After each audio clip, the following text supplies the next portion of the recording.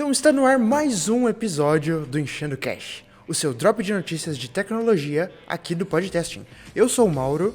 Eu sou o William.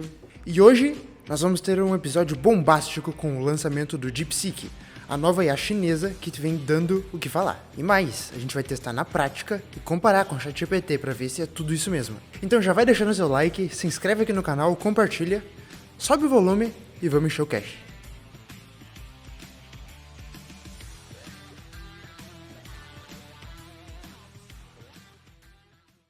A startup chinesa DeepSeek entrou no mercado de inteligência artificial com um impacto imediato, lançando o DeepSeek R1, um chatbot gratuito de código aberto baseado em um modelo LLM próprio. Segundo benchmarks especializados, o modelo supera o GPT-4 em tarefas de programação e lógica, além de oferecer um custo operacional drasticamente reduzido, enquanto o modelo da OpenAI cobra cerca de $2,5 por milhão de token, o DeepSeek R1 faz o mesmo trabalho por apenas 14 centavos de dólar, quase 18 vezes mais barato, né, se tu for colocar lado a lado. A chegada do DeepSeek R1 provocou um grande alvoroço no setor. Em menos de 48 horas, o aplicativo oficial da startup se tornou o mais baixado da App Store. E isso chamou bastante atenção ali da OpenAI, Meta, Google, e fez com que eles tivessem uma visão, né, sobre a concorrente chinesa, né, que agora está entrando no mercado e vem crescendo bastante ultimamente. Eu lembro de quando lançou, eu fui tentar lá dar uma olhada também, entrar, e era só os load infinito do site que eu não carregava. Também. Não, quanta gente acessando ali, né? Brotando acesso. É pior que eu também baixei o aplicativo para testar e fiz ali alguns testes, né? Dá para ver que ele tem algumas diferenças no layout, principalmente. Eu vi que no início, né, tinha aquelas diferenças ali que mostram o raciocínio lógico da IA, que agora também tá mostrando no OpenAI, se tu for ver, né? Então, ali elas estão se atualizando e chegando ali num layout mais parecido, né? Uma concorrência ali bem presente. E a notícia continua falando sobre as origens e a evolução da DeepSeek. Diz que ela nasceu a partir do Highflyer, que é um fundo hedge quantitativo chinês que é especializado em computação avançada para análise financeira. Pra quem não sabe o que é um fundo hedge, eu basicamente fiz uma pesquisa e diz que um fundo hedge tradicional, eles usam pesquisa e intuição humana para decidir onde investir.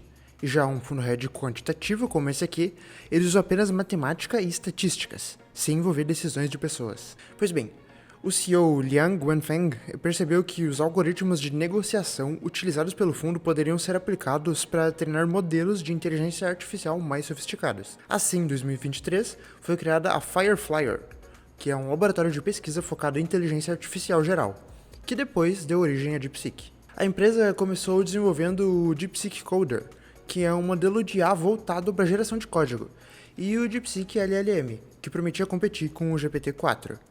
No entanto, dificuldades de escalabilidade impediram que o modelo pudesse atingir seu potencial máximo. Essa experiência serviu como base para o desenvolvimento do DeepSeek R1, que foi lançado agora em janeiro de 2025 e que rapidamente, como a gente viu, conquistou uma grande base de fãs. Mas afinal, se a gente for parar para ver o que torna ele diferente, né?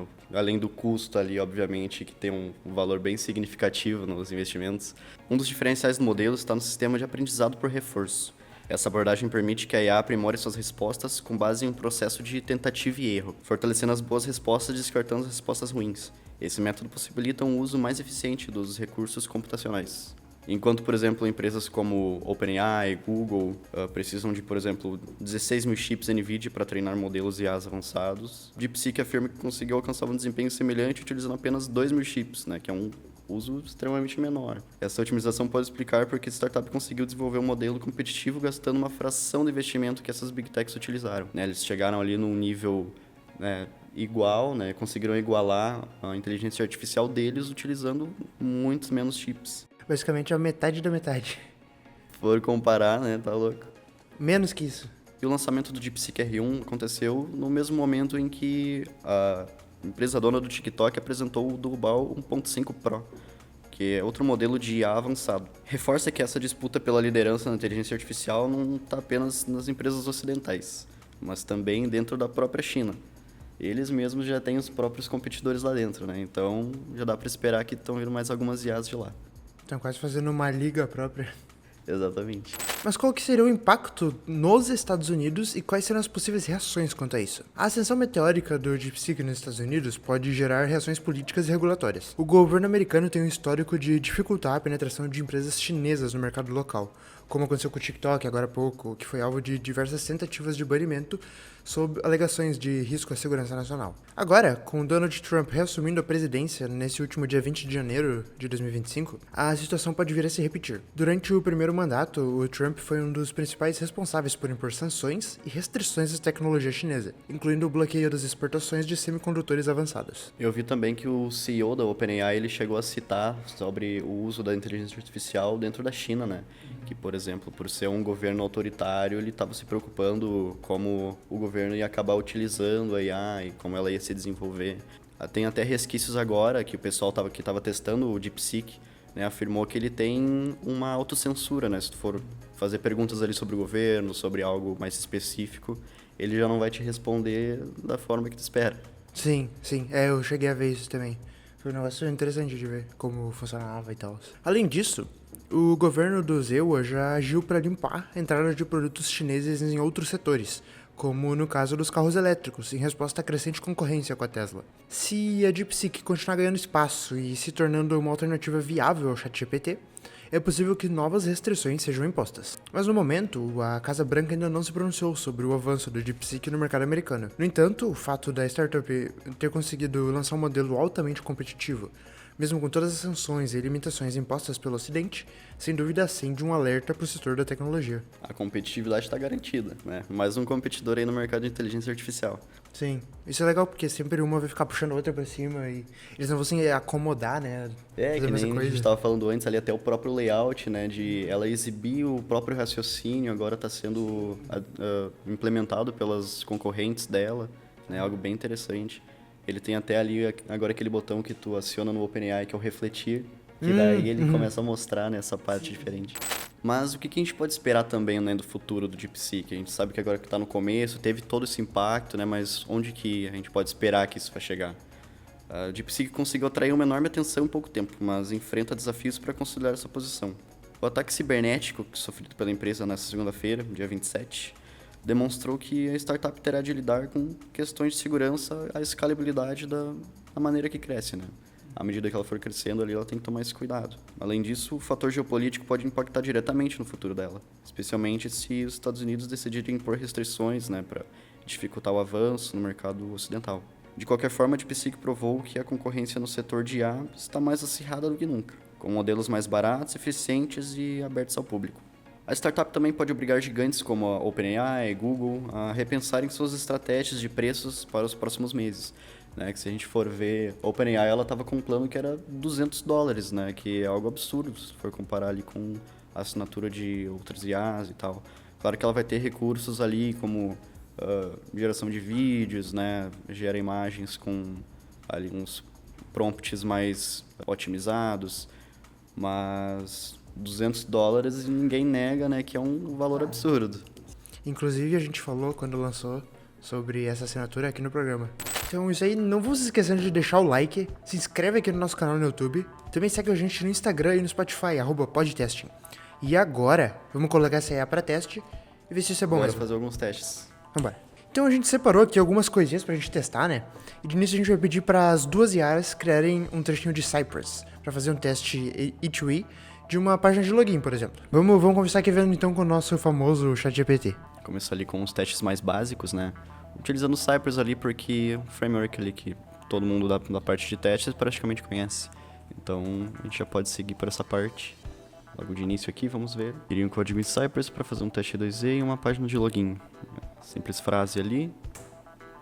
Vamos ver qual que vai ser o resultado que o GPT vai nos dar. Então, para exemplificar, a gente pediu aqui pro ChatGPT criar um código em Cypress para fazer um login, fazer o teste de login em uma página.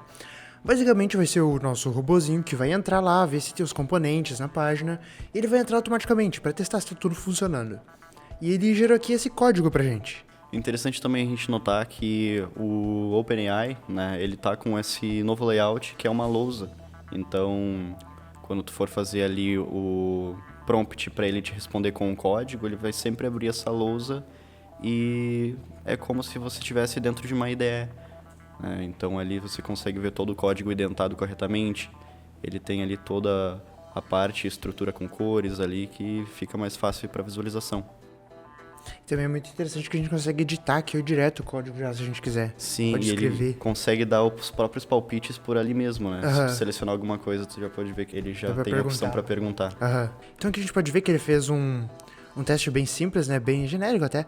Que ele colocou um site só de exemplo pra gente poder visitar. Mas ele já deixou também um comentário aqui que é bem interessante pra substituir pelo URL real da página que a gente vai querer logar. Então aqui ele também faz o teste de, por exemplo, inserir as credenciais erradas, colocando um usuário e uma senha errada pra ver se vai aparecer a mensagem de erro e tudo mais. E depois ele coloca já com os certos pra ir. E ele vai pro, por exemplo, do nosso teste fictício, o dashboard desse site. Então, teste bem simples, funcional. Deixa eu testar pra ver se ele consegue corrigir um bug direito aqui. Então a gente criou aqui um erro artificial, vamos ver se ele vai conseguir corrigir, editando. Vamos ver, a gente disse que criou um bug aqui, vamos ver se ele vai resolver. E tu já vê que é diferente essa parte da lousa, porque ele não dá a resposta pronta direto no chat na esquerda. Ele vai passando linha por linha no código que ele já está gerado na lousa. Né? É outra atualização ali que vem junto com a lousa do chat GPT no OpenAI. Aham. É, que ele já viu que achou um erro de sintaxe, que tinha um should 12 que a gente colocou em vez do should normal. Agora o código tá correto. Então, interessante. Gostei do resultado. Agora então vamos usar esse mesmo prompt que a gente usou pro chat GPT no DeepSeek. E vamos ver qual que vai ser a resposta dele. Mesmo prompt, exatamente. Carregando a resposta. Olha só, aqui ele já começou diferente, que eu achei bem interessante. Ele já deu uma breve Como descrição. instalar o Cypress. São passos de instalações mais simples, né? Ele já presume que tu já tenha npm instalado na máquina. Então ali, né, fazendo o comando de npm install Cypress, né, já tem ali uma breve instalação para começar a fazer os testes.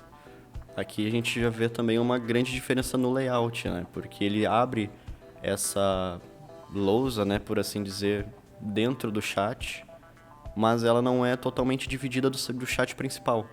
Anteriormente a gente tinha ali o chat dividido na esquerda, né, com a lousa na direita, né, tendo uma visualização ali como uma IDE real mesmo. E aqui a gente tem a visão de um código, né, ele está identado, ele tem ali a estrutura por cores também, mas ele está dentro do próprio chat, né? Ele não está totalmente dividido.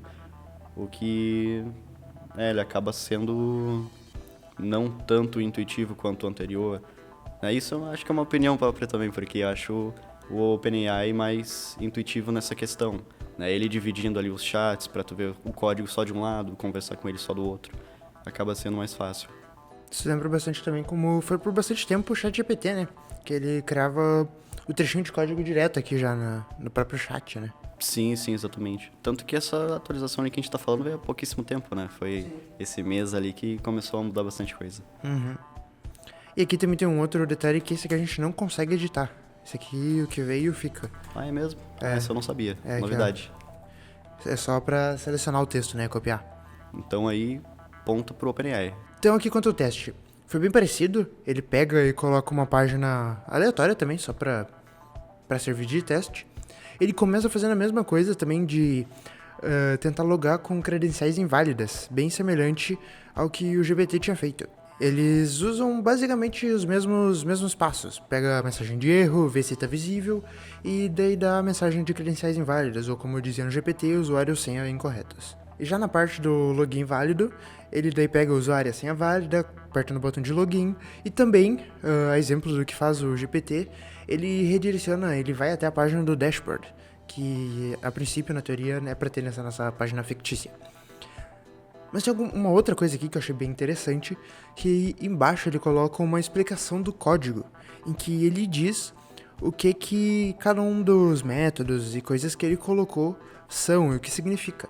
Coisa que o GPT não veio, ele só nos entregou o chat. Então o que dá pra tirar de conclusão dessa parte, né, comparando ali o OpenAI com o DeepSeek, dá pra ver que o DeepSeek ele tá no início ali, né, o layout dele ainda tá sendo estruturado, né, o pessoal tá começando a usar agora, mas já dá pra ver que ele faz citações ali de passo a passo, ele ele cita ali mais aprofundadamente exemplos, né, de quais termos estão sendo utilizados, né, dentro do próprio Cypress ali, identificando quais são as ferramentas que o próprio teste utiliza.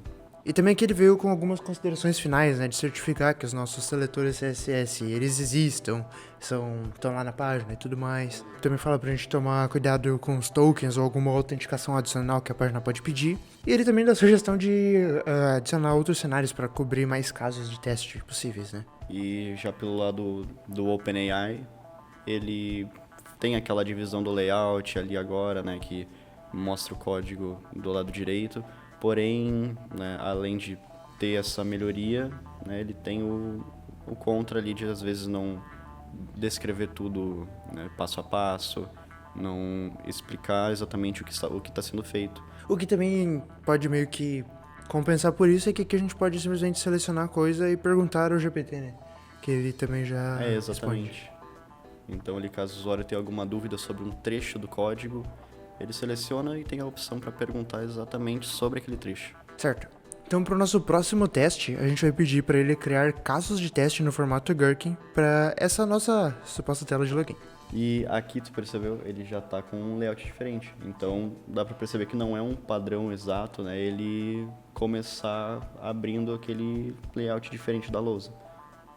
Tanto que aqui, né, não é um código do mesmo padrão. Né, aqui, se tu for ver no formato Gherkin, ele já não demanda aquela mesma indentação, né, então ele já poupou o usuário de fazer o carregamento de um outro layout. Sim, e aqui também já pra ver que ele reconheceu que é Gherkin, né, ele já colocou aqui em cima o nomezinho Gherkin e tudo mais. E ele gerou alguns testes bem simples, mas também que fazem sentido, né, como o login bem sucedido com credenciais válidas. Ele usou os 3 pontos do give, and when, and then, e o end também, né, que é diferente.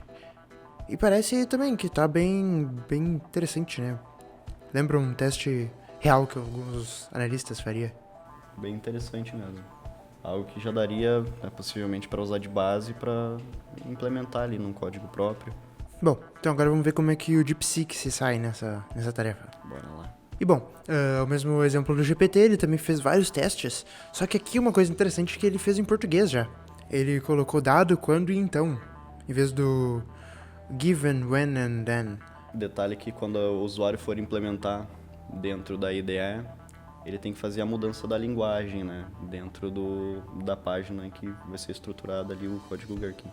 Então, independente de como o usuário vai receber o código ali, ele tem que ver como que está configurado já na própria IDE, né, para fazer o uso da mesma linguagem que já está pré-setada. E aqui também um pouquinho diferente do GPT, que lançou tudo em uma grande caixa de texto.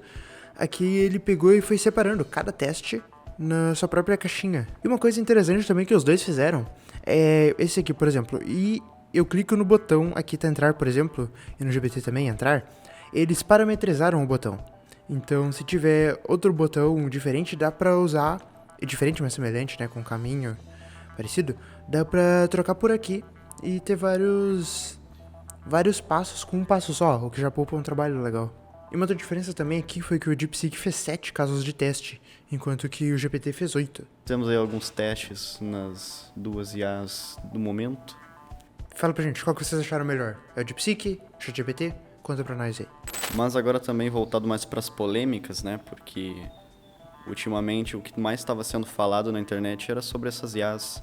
E com o DeepSeek não foi diferente, né? A DeepSeek, a startup chinesa, tem gerado bastante polêmica devido a uma série de problemas de segurança éticos e financeiros. Recentemente, a empresa enfrentou uma falha grave ao deixar um banco de dados exposto sem senha, o que permitiu o acesso irrestrito a informações sensíveis, né? Acabou expondo ali os dados e prompts de usuários. Mas a falha foi corrigida após uma notificação de segurança, mas destacou a falta de proteção da DeepSeek para dados críticos, levantando questões sobre a capacidade de lidar com segurança de seus sistemas.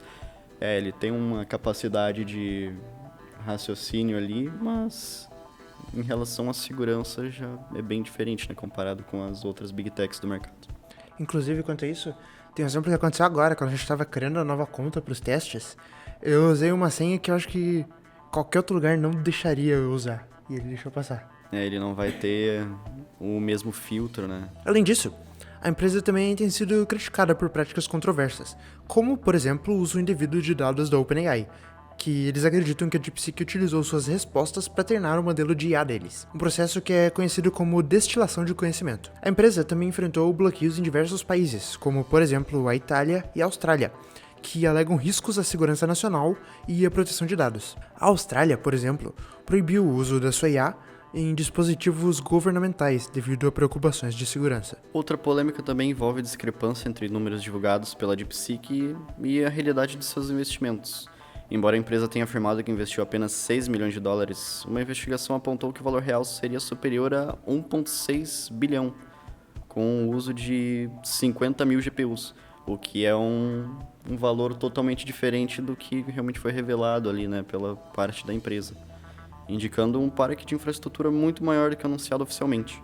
Isso gerou desconfiança no mercado e questionamentos sobre a veracidade das informações fornecidas pela empresa. Esses episódios de falhas de segurança, dúvidas sobre ética de suas práticas e também a falta de transparência da DeepSeek colocam eles numa posição um pouco de alerta, né, pra gente ver o que vai acontecer. Então a gente vai ter que esperar mais para esses assuntos se desenvolverem mais e a gente conseguir, pelo menos em certo aspecto, ter um pouco mais de certeza sobre o que e como a gente tá lidando com isso, né. Realmente, eu acho que o principal ali é eles lidarem com essa questão do fator de segurança, né? Principalmente com o prompt de usuários. Tem gente que usa muitos dados pessoais para criar prompts, né? E acabar tendo isso vazado pode ser um perigo para algumas pessoas.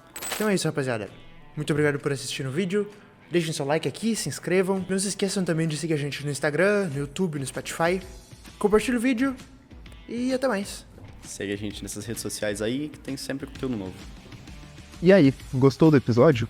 O Podcasting é produzido pela Testing Company, uma empresa que se dedica a garantir a qualidade e confiabilidade nos produtos de software. Com mais de 14 anos de experiência, a Testing Company oferece soluções personalizadas para diversos segmentos do mercado, como financeiro, saúde, indústria, varejo, tecnologia e entre outros.